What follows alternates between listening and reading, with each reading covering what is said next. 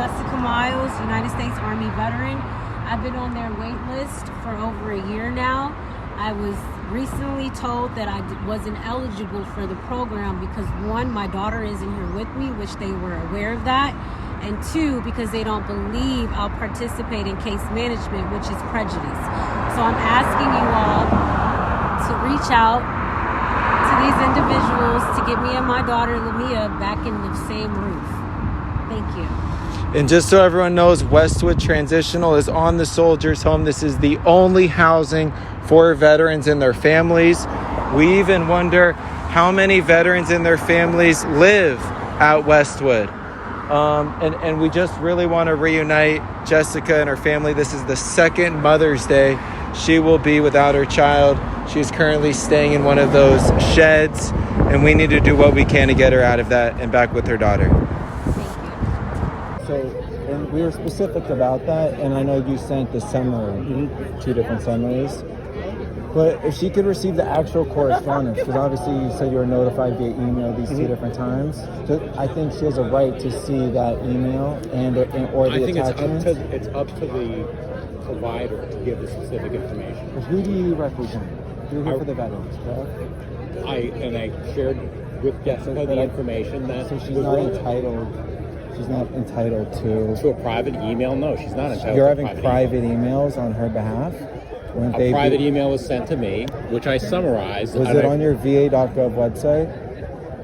On your email? No, just. It was sent to I don't want to have this kind of conversation. That's not a private email address you're using for her, and if it is, it's probably inappropriate. So I'm going to assume you used your .gov email. No, I don't want to have this kind of convo. Truly, I do. Well, we're gonna.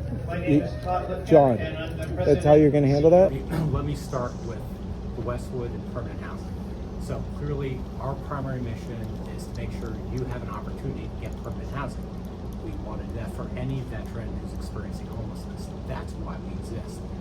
Westwood is not going to be an option. They've informed us that you do not qualify for their services. They've said it's because you don't have your daughter living with you, and they also feel that you are not interested in any case management services or permanent housing. So assuming what I'm interested in, off of what, you know that's bogus, right, John? One, it's too easy to go and get my child. Two, this entity is on Soldiers' Home, and they knowingly know that. They know it's Soldiers' Home, but yet you left me on a... So when did you get this information? Because the last update I received, you had me jump through hoops to verify that I even had parental, what was it, guardianship over my child.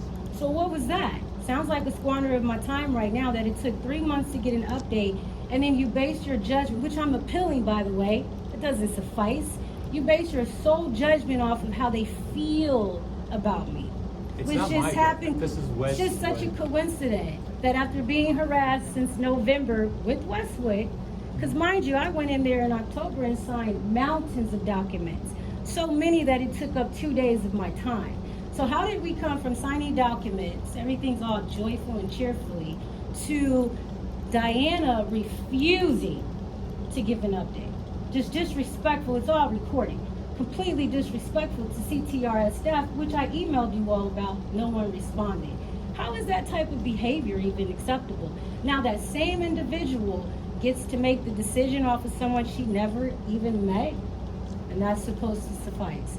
So now you all want to use this as your excuse, well, you don't have a housing plan.